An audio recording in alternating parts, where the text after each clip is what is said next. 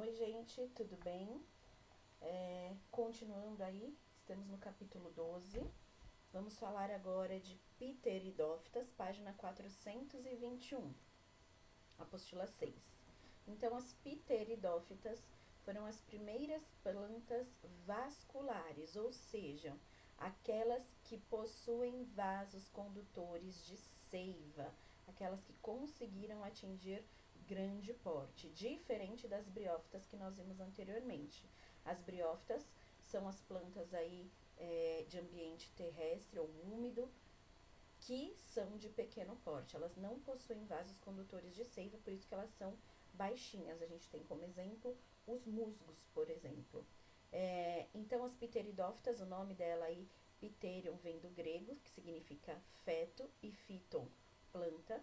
São as primeiras plantas que apresentam aí um sistema mais desenvolvido, ou seja, elas têm o que eu acabei de falar, os vasos condutores de seiva. Então, elas são chamadas de plantas vascularizadas. Podem ser chamadas ainda de traqueófitas. Então, ter vasos condutores de seiva fez com que elas pudessem estar presente em um maior número de ambientes, já que elas conseguem aí ter um porte maior. Ele traz aqui como exemplo para gente que do período devoniano até o carbonífero, entre 416 e 290 milhões de anos atrás, nós tínhamos aí essas plantas já. E com esses vasos condutores impregnados de ligínia, que é um carboidrato complexo que une as fibras de celulose e aumentam aí a rigidez da parede celular, juntamente com a celulose vai dar firmeza à estrutura e os órgãos vegetais. Então, juntamente aí com a ligínia, o porte das pteridófitas aumentou consideravelmente, e elas passaram a ter troncos de 1 metro de diâmetro e 25 metros de altura. O grupo ele vai ser formado por plantas que não apresentam sementes. Então, tanto briófitas como pteridófitas não possuem sementes. Briófitas não possuem vasos condutores de seiva, pteridófitas possuem vasos condutores de seiva. Então, o ciclo de vida das pteridófitas ainda é bastante semelhante ao das briófitas. Ainda são plantas que dependem da água para que haja fecundação. Como representantes, nós temos aí uma bem conhecida, que são as samambaias. Então, as samambaias é um dos representantes das pteridófitas, deve ter na casa da avó de vocês, se não tem na sua casa. Geralmente, vó tem esse tipo de planta. Nós temos aqui um licopódio, também é um tipo de pteridófita. Cavalinha, que é usado aí também para fazer chá, por exemplo. E o Psitum, representante aí cada uma de um grupo de plantas de um filo diferente. Porém, todas são pteridófitas. A fase predominante das pteridófitas é o esporófito. O gametófito das pteridófitas ele vai ser pouco desenvolvido e muito passageiro, ao contrário das briófitas que nós vimos. Nas briófitas, o esporófito ele não é predominante, ele é passageiro. Então, nas briófitas, o gametófito é dominante. Nas pteridófitas, o gametófito tem a fase passageira e o esporófito a fase dominante. Então, são estruturas aí para a reprodução, assexuada ou sexuada. Dessa maneira, nas pteridófitas ocorre o contrário das briófitas.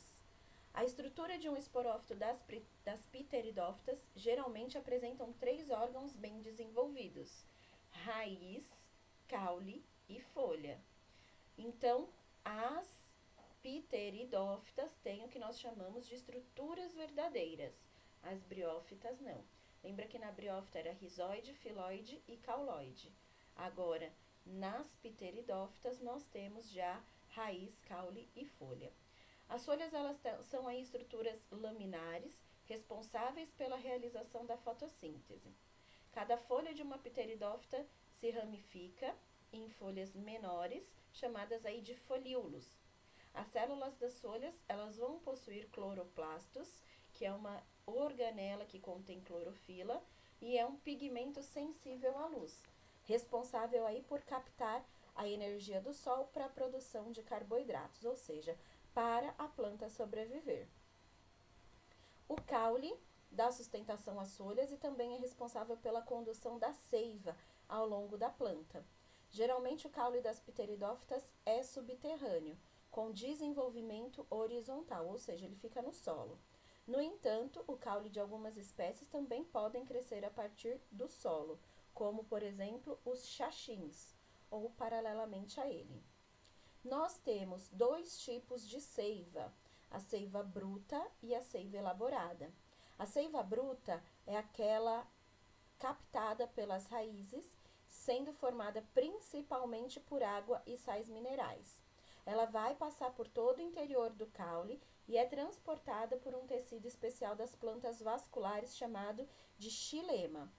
Quando a seiva bruta chega até as folhas, esses nutrientes eles são usados no processo de fotossíntese, produzindo aí carboidrato como a glicose. E essa glicose vai ser distribuída para o restante da planta, por um outro tecido especial chamado de floema. A seiva rica em carboidrato, ela vai ser chamada de seiva elaborada ou seiva orgânica. O xilema, então, é responsável por conduzir a seiva bruta em sentido ascendente, enquanto o floema é responsável por conduzir a seiva elaborada em sentido descendente, um para cima, outro para baixo. E nas raízes, nós vamos ter aí estruturas subterrâneas que são de dupla função. Elas vão servir para absorver nutrientes do solo e para fixar a planta a um determinado substrato de crescimento.